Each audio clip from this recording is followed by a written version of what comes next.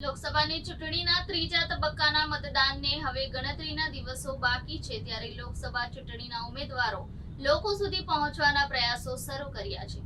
નવસારી લોકસભામાં આવતી વિધાનસભામાં આજે સી.આર. પાટીલનો ભવ્ય રોડ શો થકી મતદારો સુધી પહોંચવાના પ્રયાસો શરૂ કર્યા છે। લોકસભા ચૂંટણીના ત્રીજા તબક્કાનું મતદાન આગામી 7 મેના દિવસે યોજાવાનું છે ત્યારે હવે મતદારો સુધી પહોંચવા માટે ભાજપ અને કોંગ્રેસ એડી ચોટીનું જોર લગાવ્યું છે। ત્યારે આજે નવસારી લોકસભામાં આવતા 176 ગણદેવી વિધાનસભા મતક્ષેત્રમાં સી.આર. પાટીલનો પ્રચંડ પ્રચાર શરૂ થયો છે। પાટીલ આજે ગણદેવી, ચીખલી અને ખેરગામ તાલુકામાં પ્રચંડ પ્રસાર કરશે અને જેમાં 18 જેટલા ગામોમાં ફરી મતદારો સુધી પહોંચવાનો પ્રયાસ કરવામાં આવ્યો છે। આની સાથે જ વિશાળ બાઇક રેલીનું પણ આયોજન કરવામાં આવ્યું છે।